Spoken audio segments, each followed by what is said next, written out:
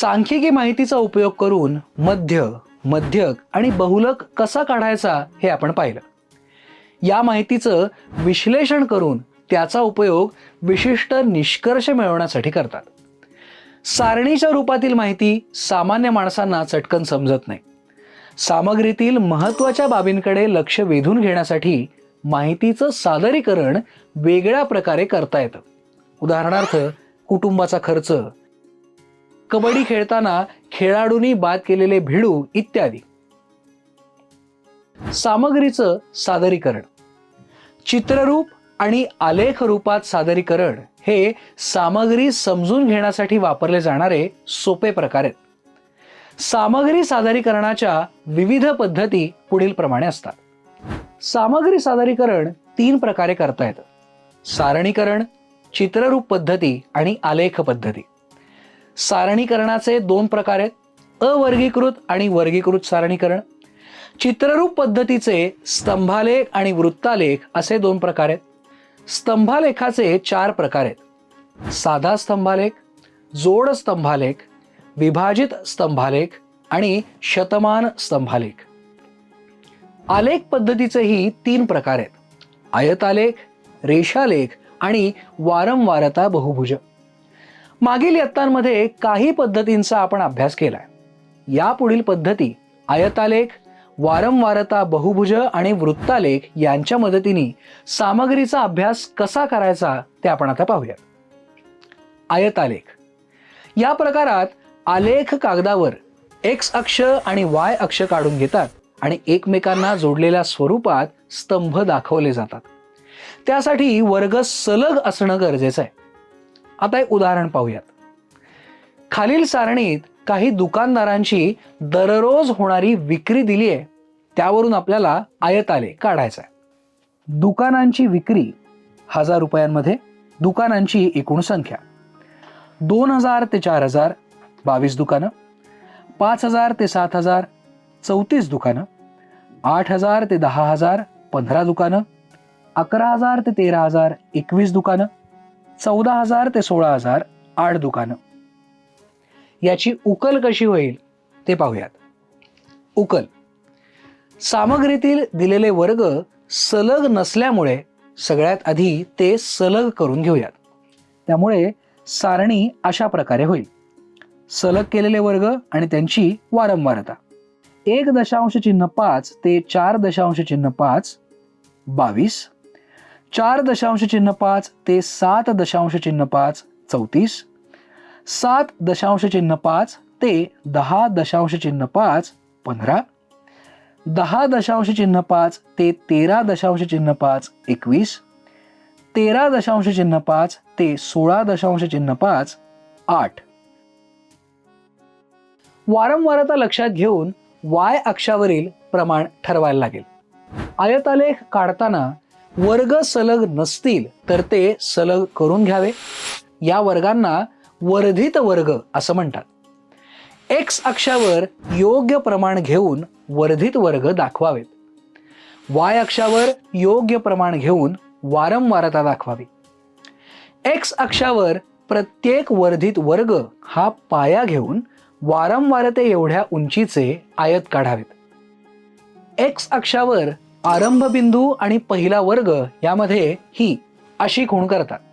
तिला अक्षर संकोच खूण असं म्हणतात. याचा अर्थ आरंभ बिंदूपासून पहिल्या वर्गापर्यंत कोणतीही निरीक्षणं नाही आहेत. आवश्यकतेनुसार वाय अक्षावर सुद्धा अक्षर संकोच ही खूण वापरता येते आणि म्हणूनच योग्य आकाराचा आलेख काढता येतो. एक उदाहरण पाहूयात. मदत निधीसाठी एका वर्गातील विद्यार्थ्यांनी दिलेली रक्कम इथे दिली आहे. त्यावरून आयतालेख काढा.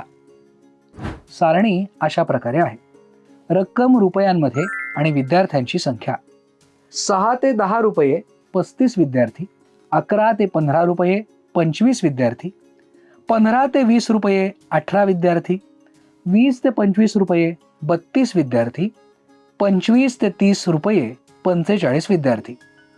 आपल्याला यातील वर्ग सलग करून घ्यावे लागतील. त्यामुळे सारणी अशा प्रकारे होईल: सलग केलेले वर्ग आणि त्यांची वारंवारता 5.5 ते 10.5 35, 10.5 ते 15.5 25, 15.5 ते 20.5 18, 20.5 ते 25.5 32, 25.5 ते 30.5 45. एक्स अक्षावर वर्ग आणि वाय अक्षावर वारंवारता घेऊया. सलग केलेले वर्ग एक्स अक्षावर आणि वारंवारता वाय अक्षावर मांडून घेऊ. वारंवारतेप्रमाणे आडव्या खुणा करून घेतल्यात. स्तंभ काढून घेतले आणि त्यांना वेगवेगळ्या रंगांनी दर्शवलं. आपला आयतालेख तयार झालाय. वारंवारता बहुभुज हा माहिती दर्शवण्याचा दुसरा प्रकार आहे. वारंवारता बहुभुज दोन प्रकारे काढता येतो, आयतालेख काढून आणि आयतालेख न वापरता. आयतालेखावरून वारंवारता बहुभुज काढण्यासाठी आपण मागील आलेखाचाच वापर करूया. वारंवारता बहुभुज काढणे. पहिल्या आयताच्या अगोदर 0 उंचीचा आयत आहे असं मानूया. त्याच्या मध्यबिंदूवर खूण करूया. शेवटच्या आयतानंतरही 0 उंचीचा आयत आहे असं मानून त्याच्याही मध्यबिंदूवरती खूण करूयात. असंच प्रत्येक आयताच्या वरच्या बाजूनी मध्यबिंदूवर खुणा करून घेऊयात. खुणा केलेले सर्व बिंदू क्रमाने सरळ रेषांनी जोडून घेऊयात. तयार झालेली बंदिस्त आकृती म्हणजे आपल्याला हवा असलेला वारंवारता बहुभुज आहे. आता दुसरा प्रकार पाहूया. आयतालेख न काढता वारंवारता बहुभुज काढणे. यासाठी सुद्धा आपण वरचं उदाहरण वापरूयात. सारणी अशा प्रकारे आहे. रक्कम रुपयांमध्ये आणि विद्यार्थ्यांची संख्या 5 ते 10 रुपये 35 ते 10 ते 15 रुपये 25 विद्यार्थी, 15 ते 20 रुपये 18 विद्यार्थी, 20 ते 25 रुपये 32 विद्यार्थी, 25 ते 30 रुपये 45 विद्यार्थी. सलग केलेले वर्ग आणि त्यांची वारंवारता या सारणीवरून आता पुढील सारणी तयार करून घेऊयात. वर्ग, वर्ग मध्य, वारंवारता आणि बिंदूचे निर्देशक.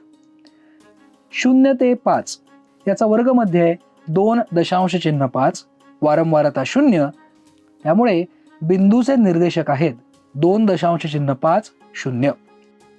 वर्ग 5 ते 10 याचा वर्ग मध्ये 7.5, वारंवारता 35, त्यामुळे बिंदूचे निर्देशक झाले 7.5 35. वर्ग 11 ते 15 वर्ग मध्ये झाला 12.5, वारंवारता 25, त्यामुळे बिंदूचे निर्देशक झाले 12.5 25.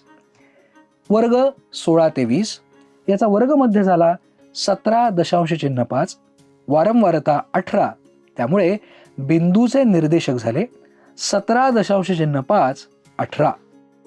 वर्ग 20 ते 25 वर्ग मध्य 22.5, वारंवारता 32, त्यामुळे बिंदूचे निर्देशक झाले 22.5 32. वर्ग 25 ते 30 याचा वर्ग मध्ये झाला 27.5, वारंवारता 45, त्यामुळे बिंदूचे निर्देशक झाले 27.5 45. वर्ग 30 ते 35 याचा वर्ग मध्ये 32.5, वारंवारता 0, त्यामुळे बिंदूचे निर्देशक झाले 32.5 0. आता वरील माहितीप्रमाणेच बिंदूंचे निर्देशक आलेख कागदावर स्थापन करूया.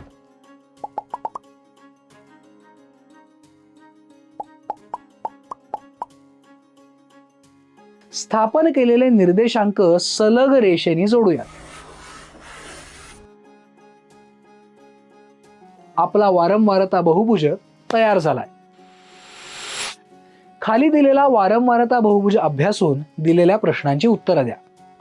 सोबतच्या आकृतीत दाखवलेल्या वारंवारता बहुभुजाचं निरीक्षण करून पुढील प्रश्नांची उत्तरं लिहा. कोणत्या दोन वर्गांची वारंवारता समान आहे? सर्वात कमी वारंवारता कोणत्या वर्गाची आहे आणि ती किती आहे? 20 ते 25 या वर्गाची वारंवारता किती आहे? कोणत्या वर्गाची वारंवारता 60 आहे? 80 वारंवारता असणारा वर्ग कोणता आहे? याची उकल अशी होईल. 5 ते 10 आणि 25 ते 30 या वर्गांची वारंवारता समान आहे. 0 ते 5 आणि 40 ते 45 या दोन वर्गांची वारंवारता सर्वात कमी म्हणजेच 0 इतकी आहे. 20 ते 25 या वर्गाची वारंवारता 120 इतकी आहे. 10 ते 15 या वर्गाची वारंवारता 60 इतकी आहे. 5 ते 10 या वर्गाची वारंवारता 80 इतकी आहे.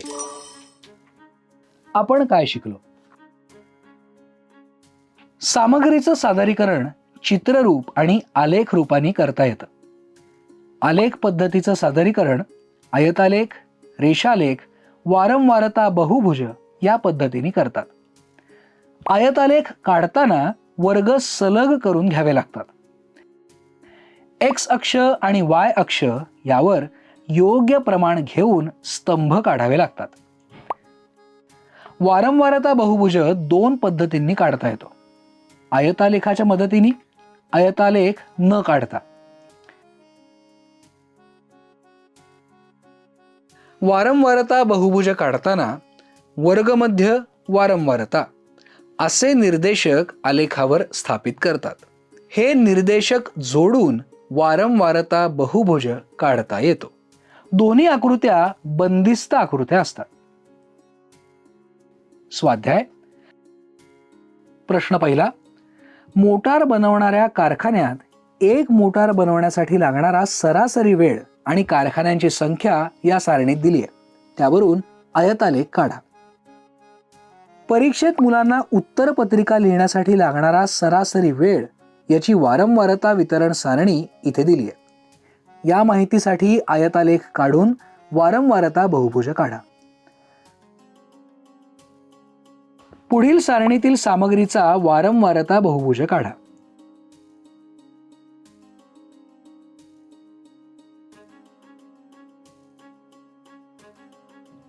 सोबतच्या आकृतीत दाखवलेला वारंवारता बहुभुज पाहून विचारलेल्या प्रश्नांची उत्तरं लिहा.